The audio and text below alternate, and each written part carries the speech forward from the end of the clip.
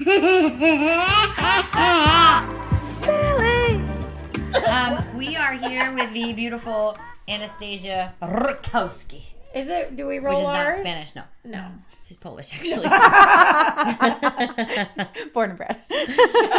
Born and bred. Born and bred Polak from Salem, Mass. Salem, No, Mass. Swampscott, Mass. Get it Oh right. my God, I'm It's so which sorry. is next to Salem, Mass. Okay, but yeah, you have a lot of like ghost stuff. Yes. So I assume that you're a witch. Spooky. Ooh, okay, so we need mean- to have, that's like a whole nother episode. I mean, yeah, because she really helped with what was going on in my house. I did. She made first contact. After everything came in, she was the one that made first contact to figure out who it was. Well, tell everybody how we know Miss Anastasia. Anastasia and I are related.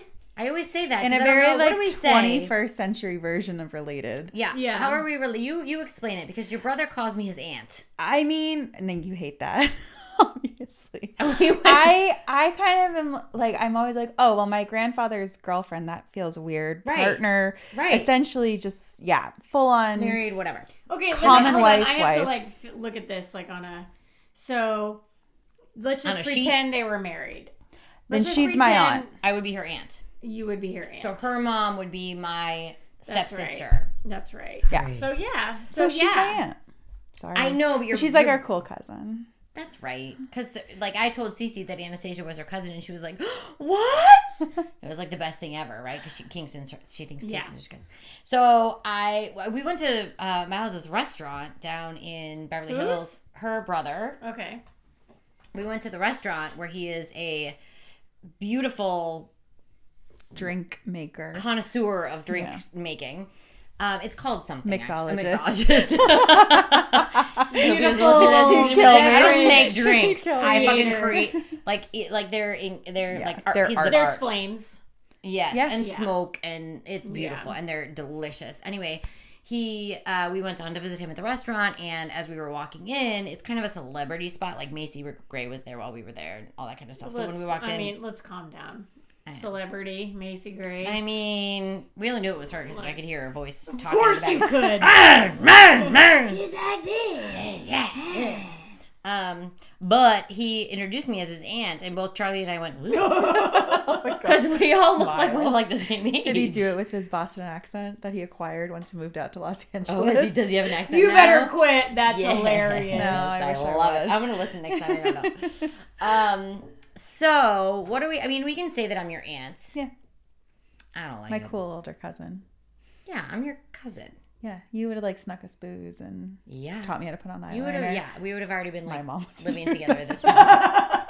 Your mom already did that. Yeah. That. So her mom is technically my stepsister. Stepsister. Yeah. Anyway, so that was a long They story. were legally married, right?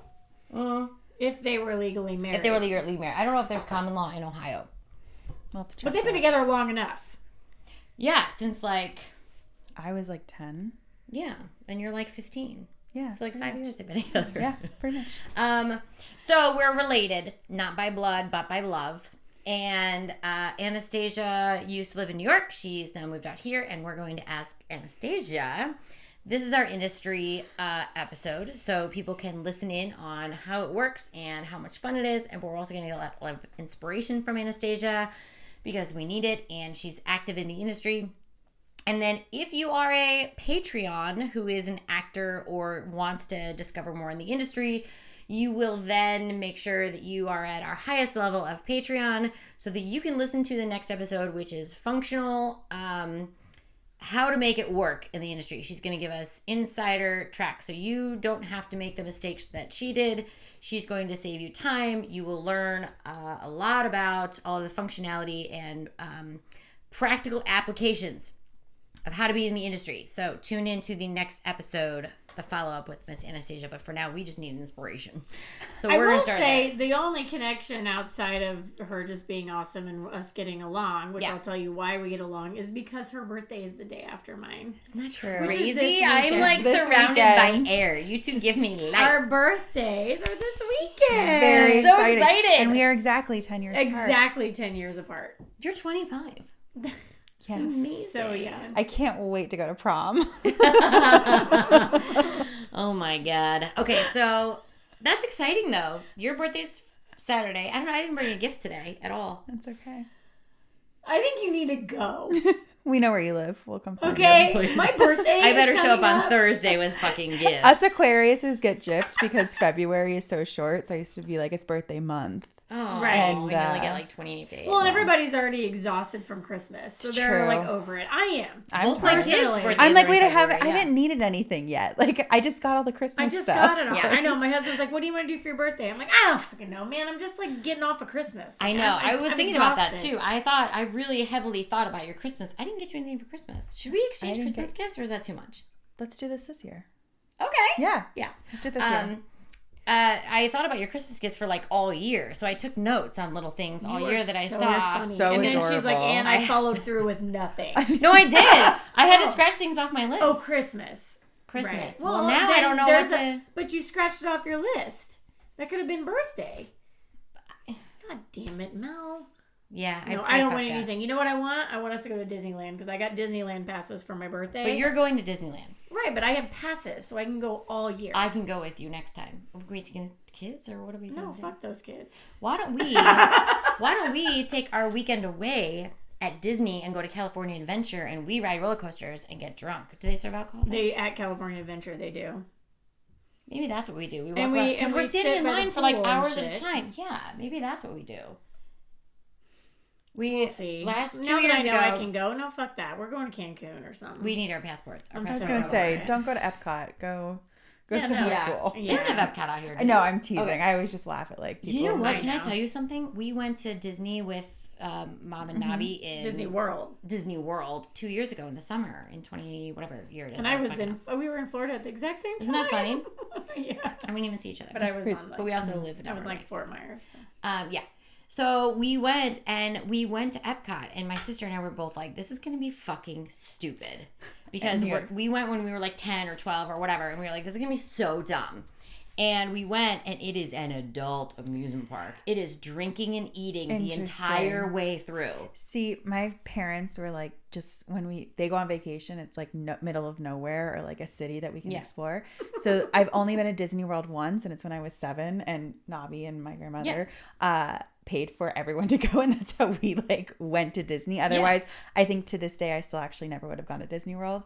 And then I went to Disneyland a couple of years ago when I moved out here. Oh my god! Yeah, You know, Disney World is pretty great. When we lived in Miami, we went a lot. Like we went like 3 times I'm a sure year. it is. And I had decided, I think I was like 7 at the time, and I decided that I was scared of roller coasters at that point. I had ridden every roller coaster I could have before then, but then I was like, no, I'm not going to ride Space Mountain. And I didn't ride Space Mountain. That's horrible. That's okay. I know. It is pretty good. Cece rides Space Mountain.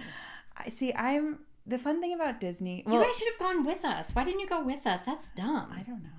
That's dumb. Next time. We should just be That's vacationing dumb. together. Done. Yeah, let's do that. Done. That's a dumb thing. We need to stop that shit.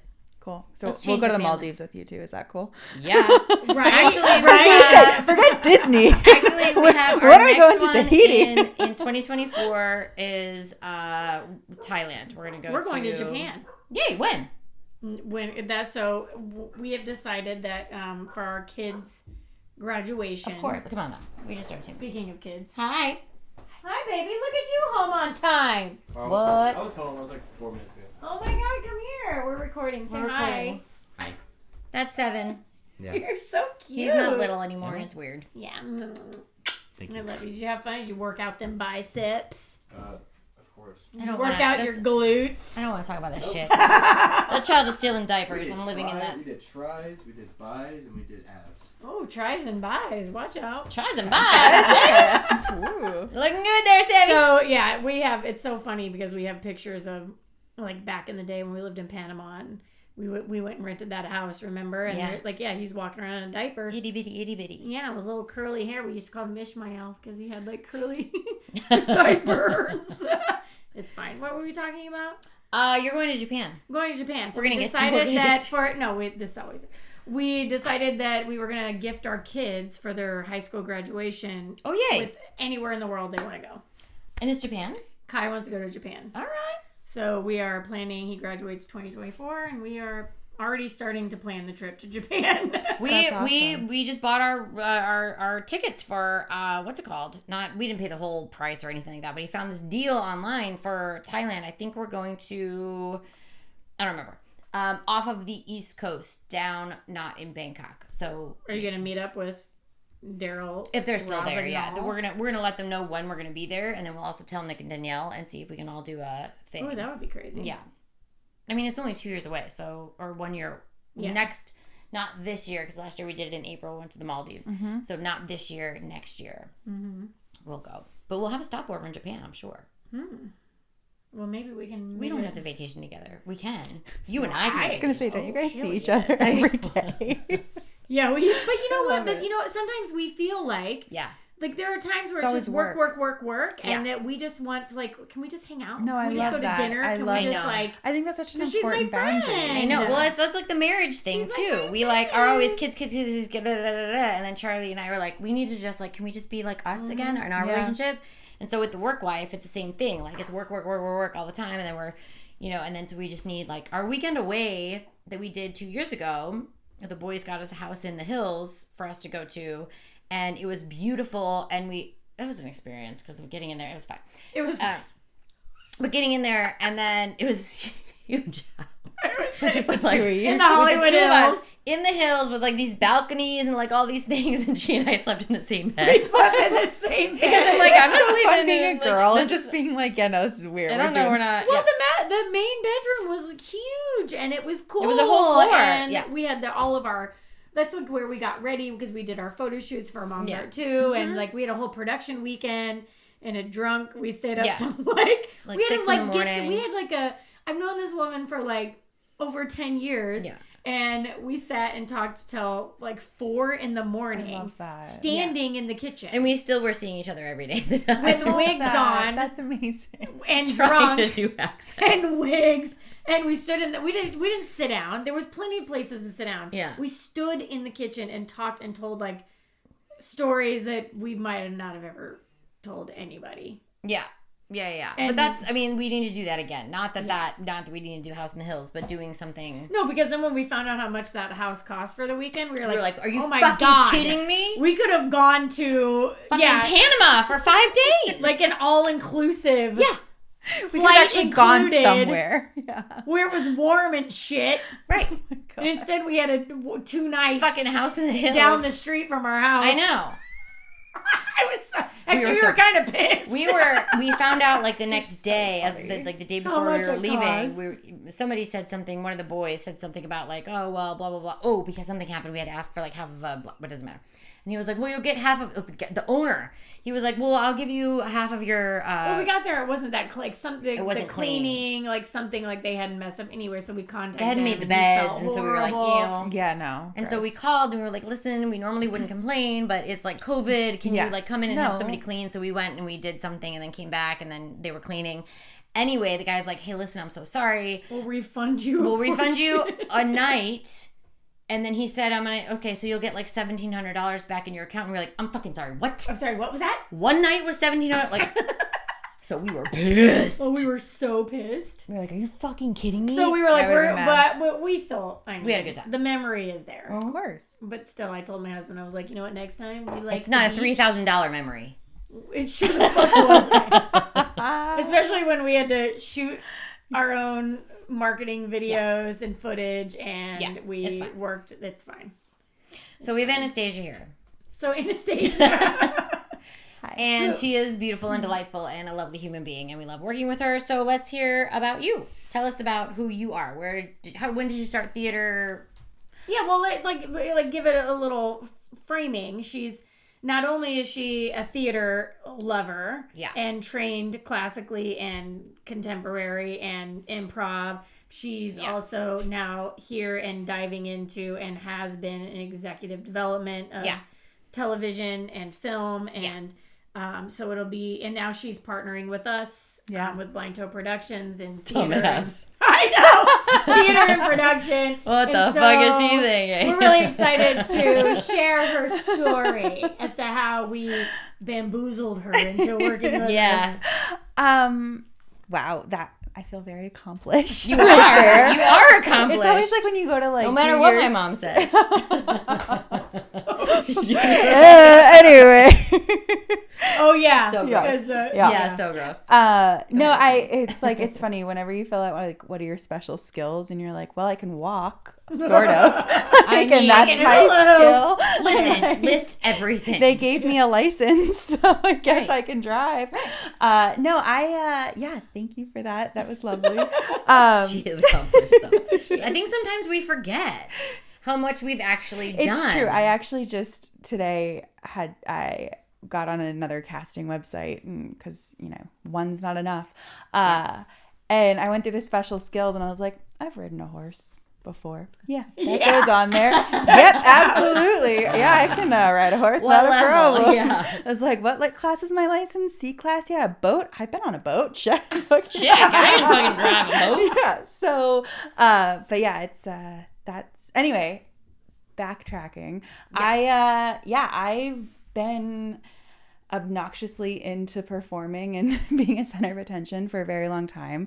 My parents used to have these like epic rager parties at our house because I grew up in this like awesome big house, and I would make this party with full adults. I mean, like 50 to 100 people. I would make them all stop and watch me like perform to Britney Spears, and I'm sure it was great for them. Obviously, they got to see greatness in the making. Yes, they did. Hell yeah! But I really I watched the 1994 Secret Garden, which I like. My mom bought me the VHS because I was always a big reader.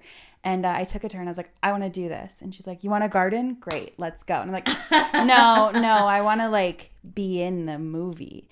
And the next day she took me to Boston Children's Theater and signed me up for classes. Oh my God, you have such a good parent. Yeah, she was really great. I mean, I have two brothers. We're literally a year apart from each other. We're essentially Irish triplets. Yeah, I was going to say. Yeah, Emerson and Miles are definitely. Her heart. Mm-hmm. Yeah, it was. She fed us all off the same spoon of, so we all got chicken pox at the same time and all that sort of stuff.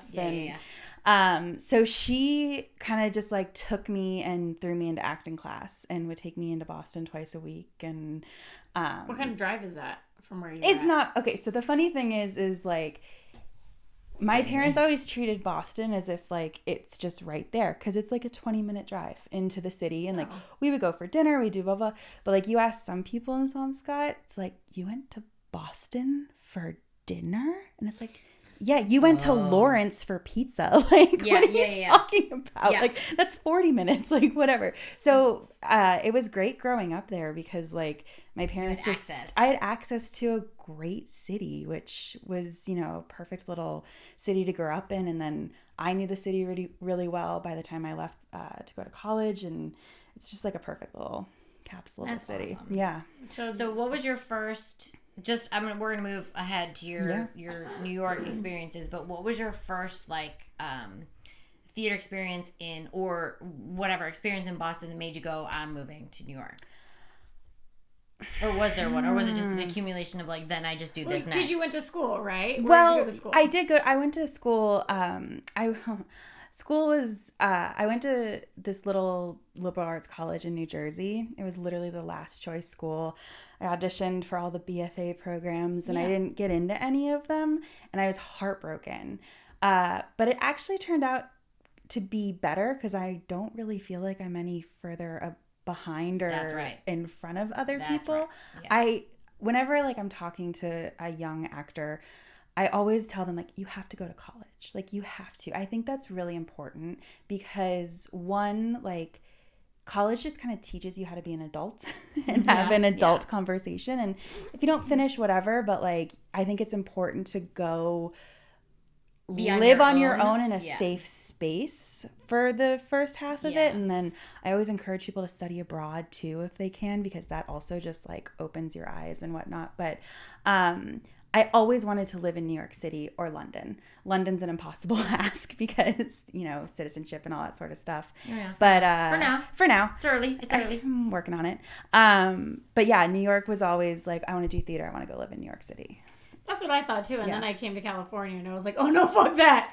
No, I literally was like, I'm moving to New York and I'm going to have a loft with an elevator as my door, and I'm going to do Broadway, and I like the dirty, grungy city. And then I came to LA. It's so pretty and sunny. I was like a 20-something because I came here when I was younger. Yeah. But then I came here in my 20s, and I was like, oh, no. Because see, I went to American Academy of Dramatic Arts, which they also have in New York. Yeah. And then, so I was planning on doing New York, but then when I came here, I was like, oh no, I went to the beach, I went to the sun, I'm warm, like it fed me. No, that was never a thing for me. I wanted like cold brick buildings, and my parents. Because you grew up in it too. I did grow up in it, and like my parents would take us to New York every once. Like New York was also something we would go to. We had family who lived there, so 6-hour flight. Yeah, I mean we would drive. It was like a 4-hour drive, and so. Also, like, this city of New York wasn't super foreign, but my first, so I went freshman summer of college, I worked back home, and then my sophomore year, I got an internship, and my dad drove me down to my first apartment in Brooklyn, and oh my God, I want it to be that gasp, but like, it was not, because Brooklyn is lovely. But we lived all the way down in Bay Ridge, which is a lovely place. If you have any listeners, I'm not judging Bay Ridge. Is it far? It is so far. There was one train. It doesn't feel like New York anymore. It is right next to Coney Island. But like the funny thing is that he dropped me at this apartment. I lived in one room with like my 2 other friends.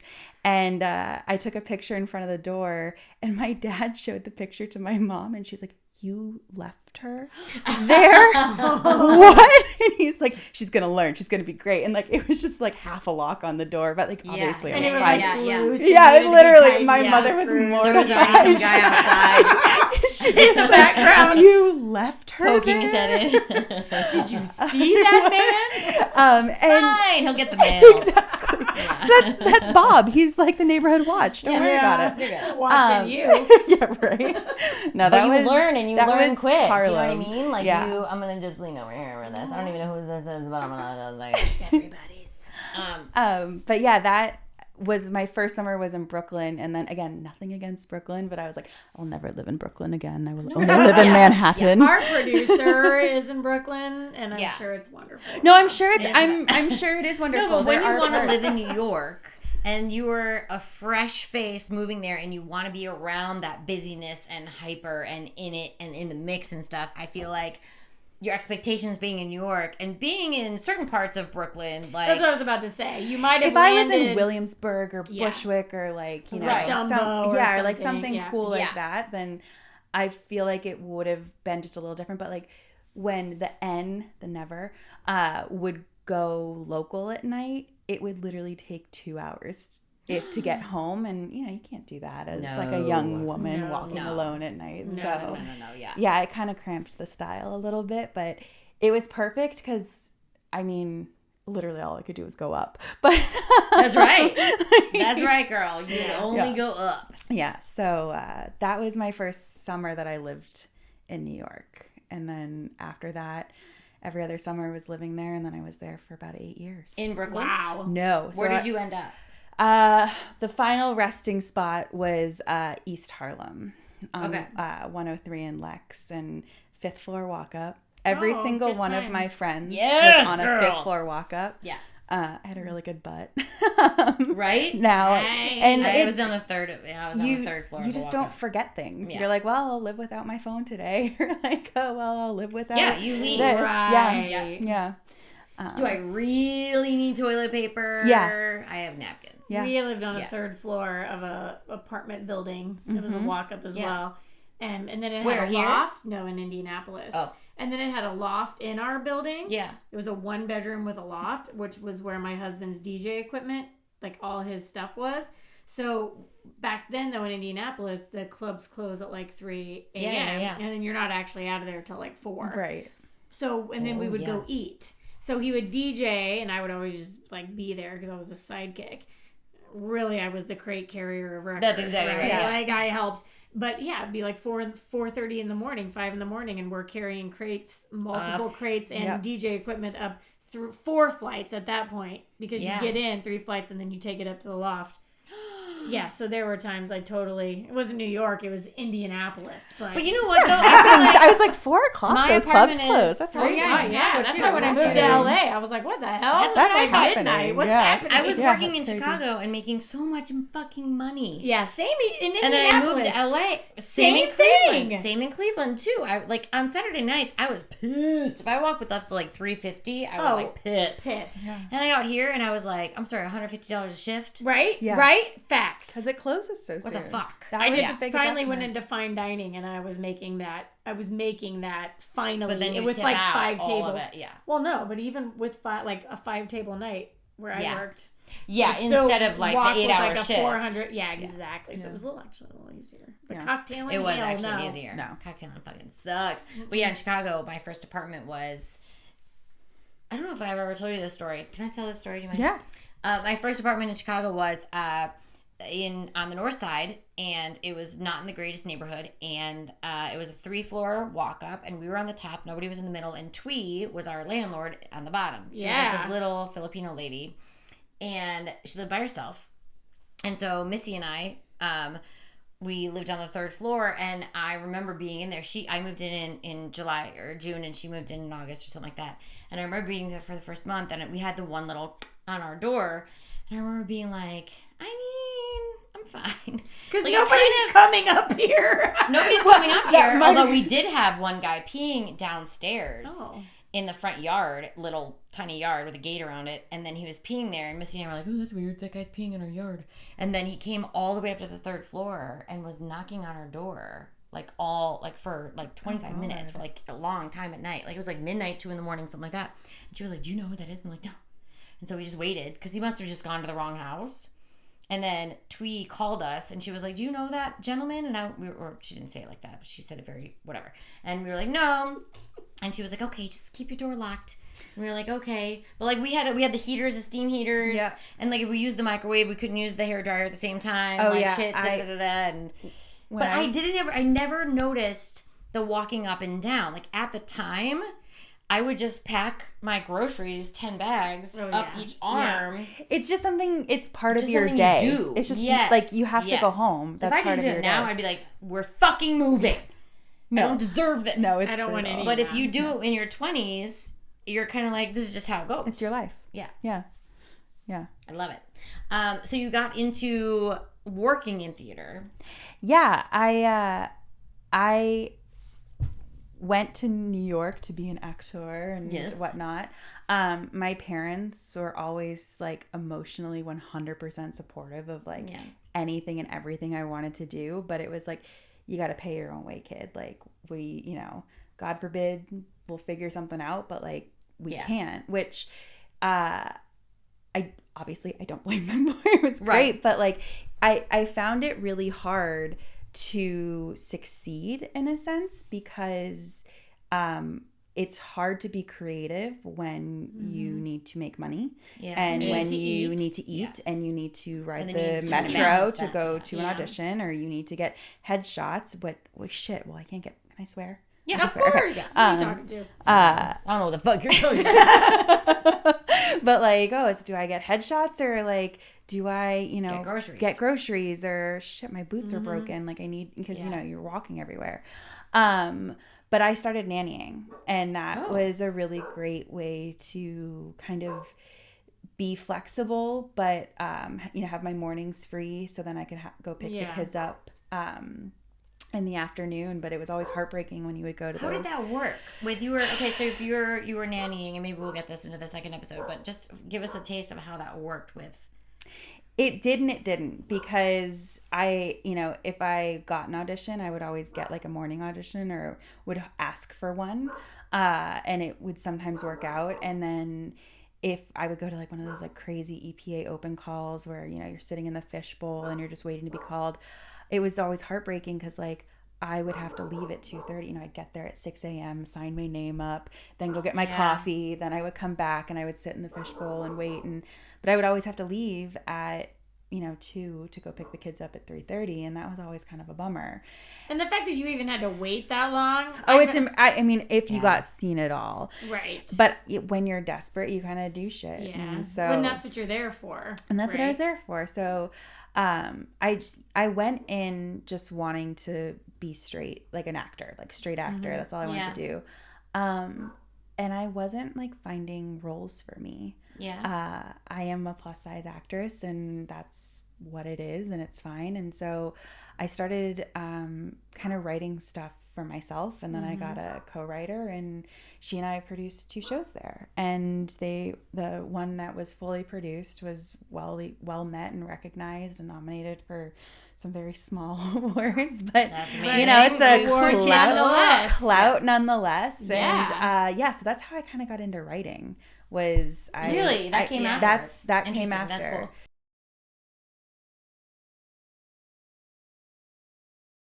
Okay, so now that she's living in LA, so what made you make the decision to move to LA? Sorry. Yeah. I like you so much. Even when I'm bossy or thinking.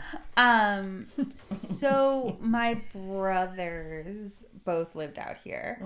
And it used to be like LA over my dead body. Why would I ever leave New York City? Of course. Never want to leave New York.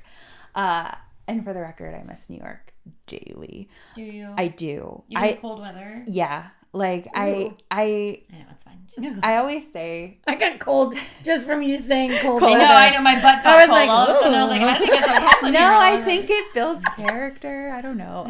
Or it builds like a strong jawline because you're talking like this because you're so freaking cold. We need to do instead of having our faces done. We'll just cry all the time.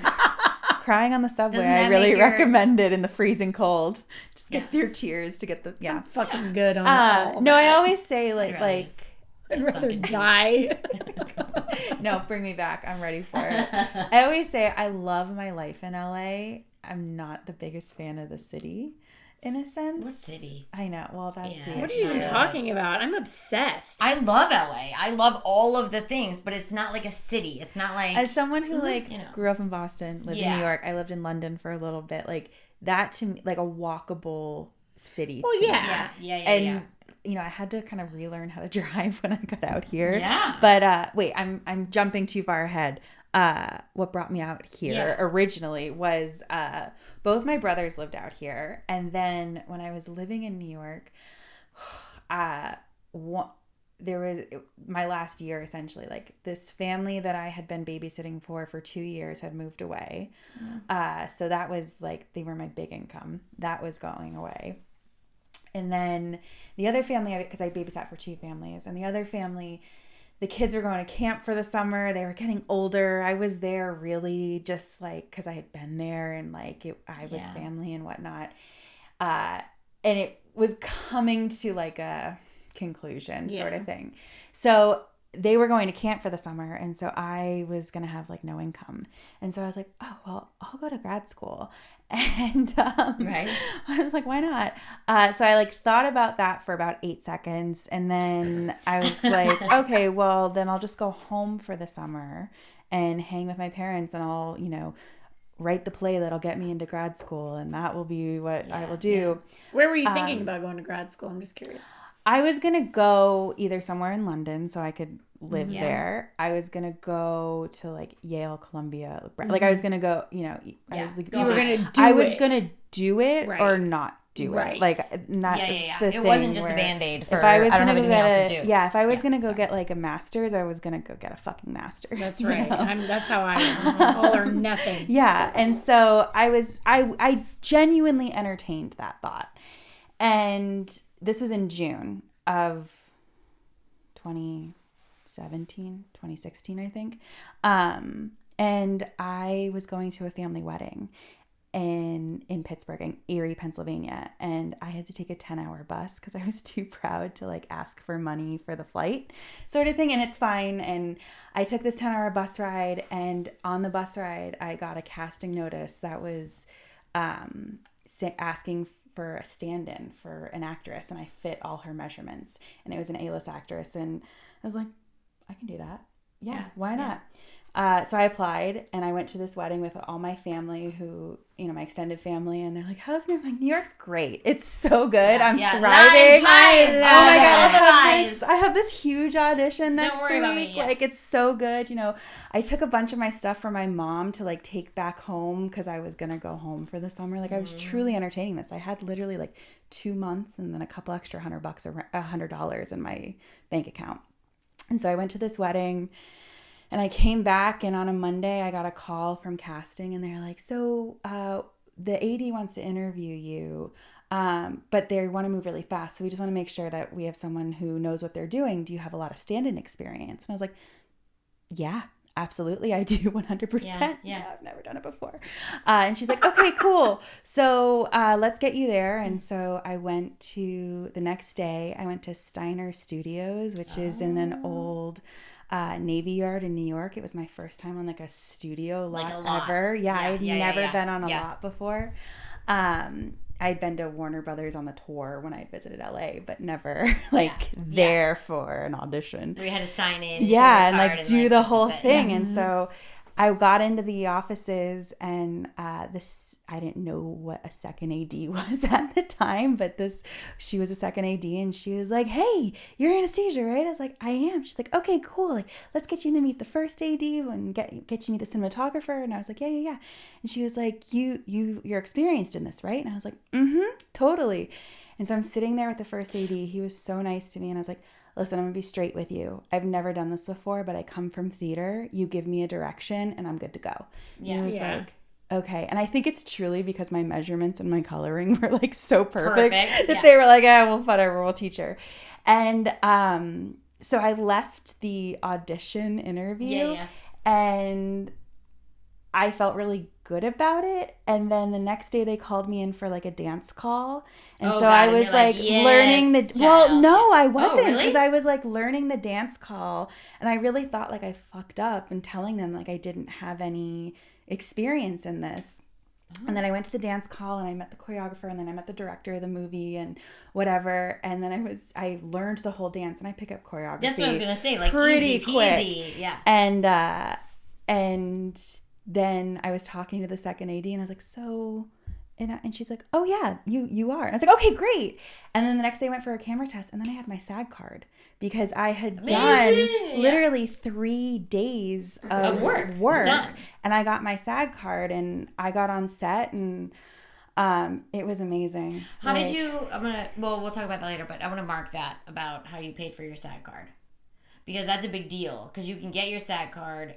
We'll talk about that later. Because that's a big question for people that are in the industry. Yeah. Go ahead.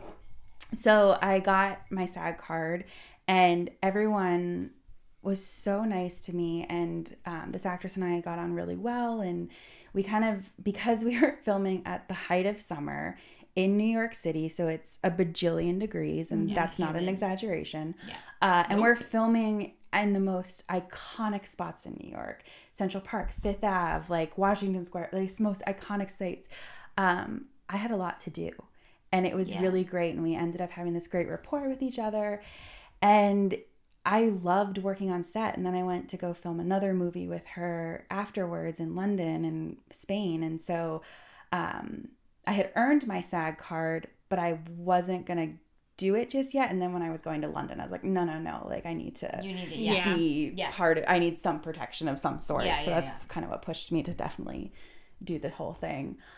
But so anyway, that's a very long way to say is that like that summer was wild. Yeah. I mean, I had nothing and then I had everything, and everyone on set again was so kind, but they're like, oh my God, you're just so lucky. Like people work forever to get their SAG. I'm like, no, like this is like 7 years of like blood, sweat, and tears, so I could just show up. But that's the thing, is people always say like it just happened upon us, or like it just happened and it happened so quickly. But no, it's 10 years of all the proper preparation and being good at what you do and listening and learning and being a good cast member and a good person and showing up on time. Exactly. And being prepared that when it does happen, it jumps and goes. Mm-hmm. So that's the thing is I remember somebody telling me that there's like the circle or the triangle of being prepared, being educated, and then luck. Yeah. And that's so it. true. Like, if you don't have those two other ones, you have to be educated in what you do, and you have to be 100% prepared. Be meaning you have to be on time. Know that you have to be a responsible person. You're making good connections and all that stuff. And then when the luck hits, you fucking go. Yeah. Which is kind of like, remember when we read You're a Badass at Making Money? She kind of talked about that too, like making sure that all your ducks are in a row, which is kind of what we're doing with our production company right now. And like, even though it's in its infancy in the sense of the kind of work that it's in the first few years. Well, we've done separately, but now we're all bringing it together. Is kind of my point. That we're doing all of like the preparedness at this point, so that when the opportunity arises, we're ready. We've got the education now. We're prepared. And then and that would be the worst thing to ever, like I say with Fringe, is somebody's like, just, you guys are amazing, I'm going to buy you a theater, right? Like, that's going to happen. But it's going to happen. Manifesting. Your head's We're just manifesting flipped. that. It's happening. But if you don't have, well, what would your season look like? And we're like, well, I don't know. Right, exactly. And no, you're a fucking flake. You're not ready. And you have to be ready. And I remember being out here and having people say to me like, oh, you have an agent. And I was like, yeah, I have an agent. And they're like, oh, I would, if you can ever introduce me to your agent. I'm like, yeah, give me your headshot. And they're like, well, I'm going to get a headshot. And I'm like, nope, you're not ready. I'm not fucking, no. Yeah. You have to be ready. That's how I got my manager. Yeah. That's right. Yeah. Yeah. I always said, like, you have to work really hard to be lucky. That's true. And I learned that summer. Where do you think that it has to do with like a mentality thing though? Because you're already in that place where you're driven and you're putting into motion the work. And so it's not so much a luck situation as you're already like putting the building blocks to lead you to the path, right? Like you're putting the bricks down to get you to where those opportunities will like open themselves to you. I think it's because what we do is like the stuff of dreams, sort of. Insane. Yeah, I like to say dreams to like keep it positive. Ill. Yeah. But I think that it's because the stuff we do is the stuff of dreams that like it gets mixed for luck and not hard work. When that's great. That's a really good fucking point. Like it is hard work. Yeah. And it's lucky because when it hits, the payoff is like fucking awesome. Yeah. I mean, there's nothing more cool than like standing in the center of a set or, standing there and the lights go up and you hear the audience gasp when you're on stage sort of thing. So it's like that stuff feels lucky because that's not something everyone can do. It's like when I watch the Olympics and I watch people stand on the podium and the national anthem plays, I'm like, God, I will never, ever feel what that feels like. Yeah. And maybe it's like the empathy in me. I like feel a little not sad or like left out, but like I'll never know what that feeling is. So I think it's like we feel lucky because it's so hard. Yeah. And I wonder, there's so much in there that you just talked about with being, prepared and being lucky, and luck comes from all of the hard work that it seems like luck. And in the industry that we're in, the wins are fucking huge. Yeah. But the wins taking it all the way back are really impressive the whole way through, right? So like all of the little wins, and I think that's for us what we have realized. You and I are pretty good at seeing all of those things. Of our wins, when we have those small wins, she and I really are aware of them. Yeah. And that helps a lot during the way. Yes. So that like enjoying the process of. But there are people out there who aren't going to get an Oscar or aren't going to get that big standing in the middle of a theater and people gasp when you walk out. Yeah. No, but that are doing like real jobs that are saving lives or doing whatever. Yeah. And so how do we, because let me say it this way. When you try to talk to an actor who's coming out here that wants to be an actor, and we will get to that stuff, but if people ask you, well, what do I do? And there is no what do I do? There's no like step by step by step by step, right? Is so different. Everyone's path is so different. And the fact that you were about to not necessarily give up, but you were like, okay, here's a story that a lot of people will tell. I was about to give up. And then something hit, right? And in your story, it could be taken that way. However, what your story is I was looking at what was in front of me and I was going to make sure I was moving in the right direction. Yeah. No matter what that may be. And so the hardest thing is there's no book on how to be an actor and how to be successful out here because everyone discovers it in their own way. But if you're working in like as a teacher or as an ER nurse or as whatever, what is for them, they have to figure out what is their big win, right? And so we all sort of have to figure out what our small wins are along the way and then what the big win is for us. What? It's just interesting you say that. When I was at Beverly Hills Playhouse, we would all, like, so before we ever started class, you said your wins.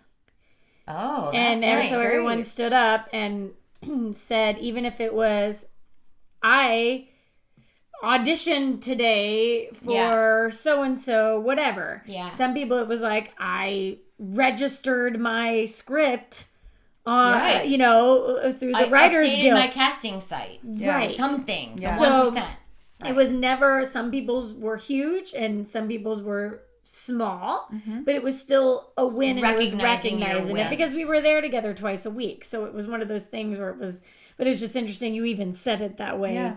But and that that was an important part of starting class even. Yes. But I think that's the thing is like we have a lot of people that are listening that are not necessarily in the industry, but our industry is so just out there and seen and heard of that the private people of being a teacher or hell, I was a mom, and when I was at my toughest with my kids, I had a journal, and I still have it to this day, that was only filled with the things that my kids did that were positive that day. Because, my kids were pretty tough. Yeah. I had 2 boys that were real close in age, and it was very challenging. Yeah. And there was a lot of fighting back and struggling. And, my older has proven to be a very strong-willed person. Well, he's also very smart, which is hard to deal with. But when he was little, he didn't know how to manage that. And so there were a lot of times where I felt like I was failing as a parent. And just to be able to put in there, and I still have it, and they're not bullet points, they're hearts.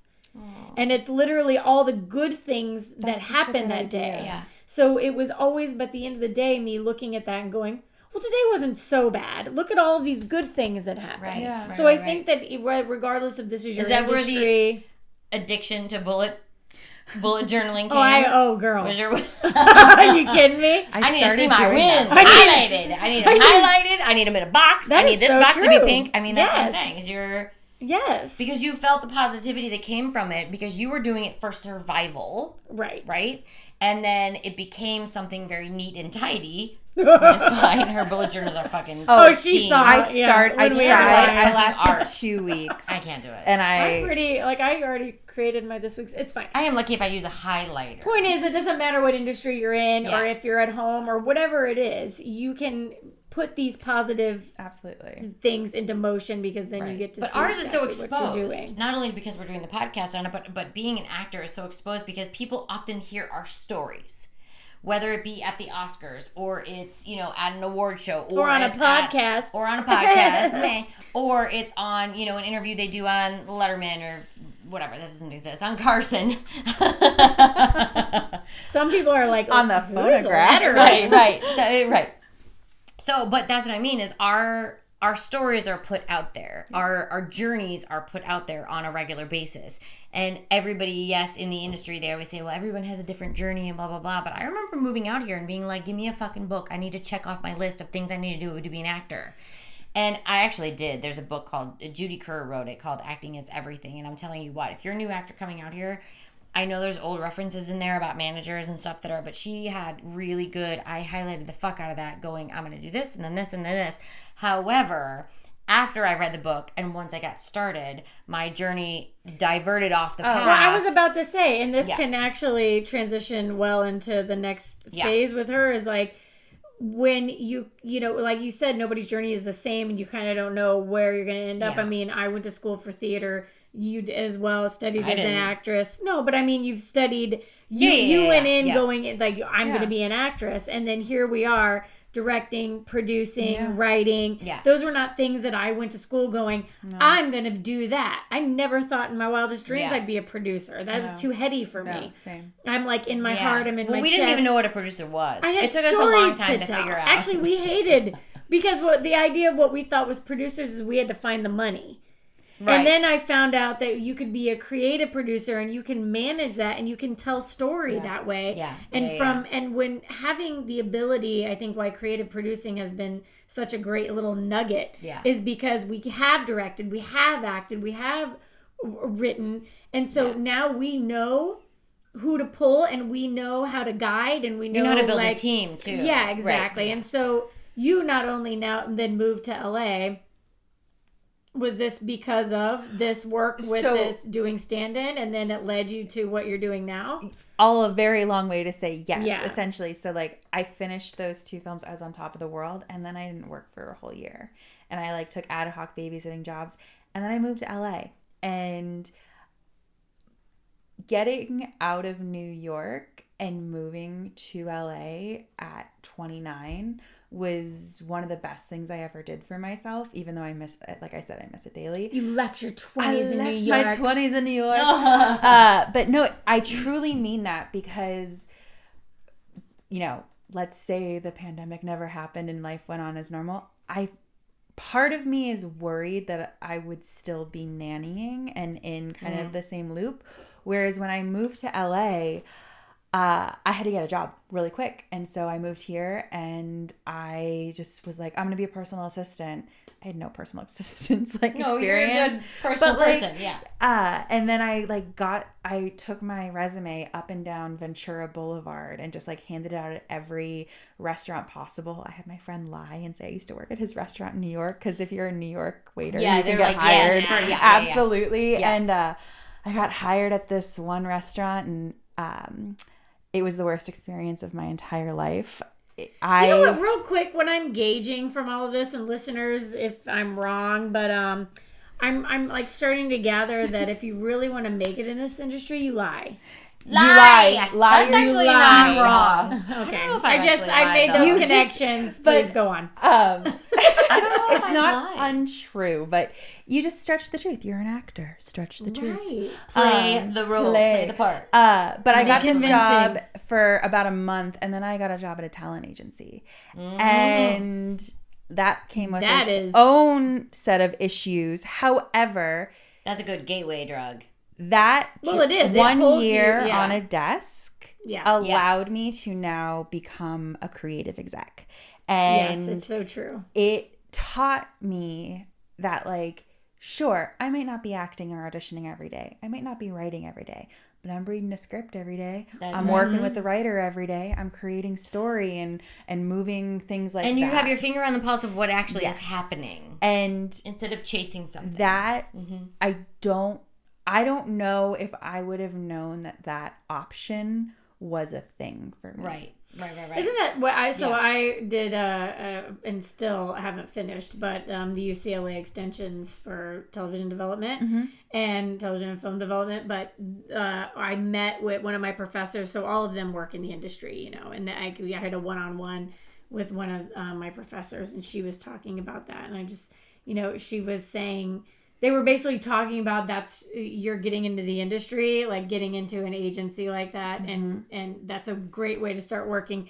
But then she was like, but you're already like in your 40s and you already have a lot from what you're telling, you know, I can see you have a lot of experience. It was a script reading class, like how to do, and which I've already done tons of, like doing that kind of stuff. So she was like, you're obviously more advanced for that. So no, you wouldn't be interning at an agency. Right. You need to just look for a job. No, she's like, you just need to be doing your own shit. Basically. Like you've already, you already know how to do this. I love that. Well, that's fucking awesome. So I was like, well, yeah. I do need Let's start a production I'm so company. glad I know you. But it's just interesting because that was her first thing too. Is like if you're getting in, that's what you do. That's a lot. There's a lot of jobs that you just don't even know exist. Well, until you're in it and you go, I'm actually really good at this, and yeah. But like I wrote a script and I was talking to another friend of mine and she had read it, and I had the main guy character. He was like a writer and whatever, and the girl was a writer wannabe director, and like he had to live in New York and she had to live in LA, and how are they to blah blah. And she's like, Anastasia, they're writers. They can write anywhere. Make her like a doctor or resident. Yeah, I was oh, there are other jobs in the world. Right. Hey, write what you know. Yeah. Crazy. Yeah. And so you do forget though, because like you're in a bubble, and it's like, oh, this is the world. Everyone wants to be a writer. Oldest, we just went and toured a college today, and he wants to go into television and film, but he wants to do the focus in editing. However, you still have to present a portfolio which shows that you know how to tell story. Mm-hmm. And that was our main thing. Like, we don't care what the equipment is. We don't care if the acting is good. We don't care. But if you can show us you understand story and can tell story, we can give you the equipment. Like, we can do all that. Yeah. And so in the car, as, of course, a story person, I'm going, so what kind of story do you want to tell? I mean, you've got you have two parents who are in production and directing, and your mom can write, and I understand story, and like, so we can help you out even if you just want to edit the piece. Yeah. So I'm like, what are you going to write about? Like teenage angst with an overbearing mother who you don't understand and appreciate until she's dead. And he was like, that's a good story. I know. He was like, sure. Maybe. It's probably going to be about video games and dicks. No, seriously, but I'm like, what are you going to write about? He's like, I don't know. I don't want to talk about it. It's going to be alone in my I'm like, principal. write what you know, Kai. I know it's really funny. My right hand, but I don't know and my I know left my hand, left hand when I sit but on as a visitor. Do you know what I was just thinking about? Is today I was actually thinking about the saying sit and spin. Right? It makes me laugh. I think we like... No, so I have literally... It's actually on one of my notes up here. Is sit and spin? It was from Fonzie, I think you used to say it, or Richie Cunningham. Sit and spin. Sit and spin. Is it a good thing? Sit on your hand and sit on your... Like, put your hand up your ass and spin. Got it. Sit and spin. Do you know, like, I have a whole thing. I want to have an episode that we only talk about where phrases come from. I want to do that too. Yes. Like phrases that we say regularly and where they come from. And we still have the greatest generation in the family too. He's one of the last ones. He's quite old. He just had his 85. Yeah. He farts dust. Maybe. I don't even know if anything comes out anymore. I was going to say, we could hope for that. Let's hope. Bless his heart. No, but that's what I mean. Is like we still have the greatest generation in our lives. He is. He's greatest generation. Yeah. Is it though? It's not the greatest generation. I was about to say, like, is it kind though? of the worst right now? I was gonna They're say just old. It's different. They struggled a lot. Yeah. That's what they told us they were. Right. And we believed it this whole time. Yeah. I don't know. No, they're pretty great. But I have to pee. Well, so we have to end this part of the episode. Because now, real quick, let's close it up because now you are a development executive and working on, like what she said, have your finger on the pulse of like what people want and you're grabbing IP and working with people with like from books and it's kind of novels, conceptualized story and so it's gone full circle for you. I think what it comes down to and why because we're so multifaceted in our talents that I always but I always just sum it up as I'm a storyteller. Yeah. Because whether I'm directing or whether I'm writing or whether I'm producing or whether I'm whatever it is, consulting, we're telling story. Yeah. And that's kind of the point. Like, you want to tell story that is making somebody else feel a certain way. Yeah. And, we may not be the doctors that are healing people this way, but we're helping and healing in other ways. We tell ourselves that. It's my mission. It's true. Yeah. I agree. Because we need it. It is a therapy. It is a thousand-year old way that we as a species have been able to relate, communicate, and make people think and put a mirror up to society. We are storytellers. I always think of myself, especially as a director, as I'm the communicator therapist. Whether it be through working with my actors to make sure they feel comfortable finding the story and being vulnerable, or whether it's making sure that the audience feels they're in it with us, and that we're making sure that we're staying true to the message in the actual script from the story, from the writer. Which is why we get along, because I will like it. It's great. It's great. I'm well, so happy everybody, this is not the last that you're going to hear from Miss Anastasia. She is actually going to be a regular actor within this so company. Annoying to all you guys. And we will have her on Patreon a lot because she's on our journey with this whole Fringe Festival. Miss Julie will be coming up soon. Yes, because she is actually directing Keep Me for Fringe Festival. Oh so, my gosh.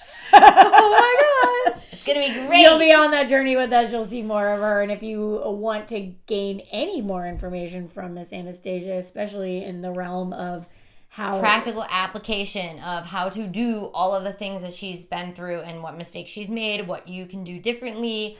I mean, I think really if you don't want to join a Patreon, which I discourage you from not, but just lie.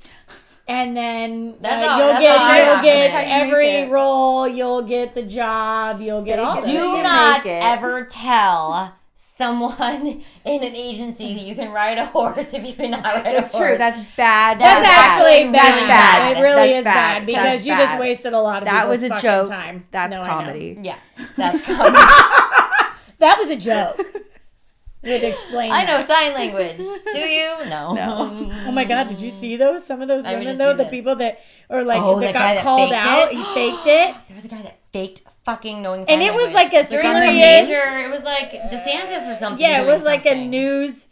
I mean, I'm not saying. And he didn't. Well, it definitely wasn't. Elizabeth Warren. Listen, maybe that's a fighter we wouldn't want on have our used Elizabeth side. really pissed. No, because she knows sign language. She knows everything. She knows everything. She's going to save us. She would be like, you don't know. Elizabeth Warren. Hashtag Elizabeth Warren. You love her. Moms are too.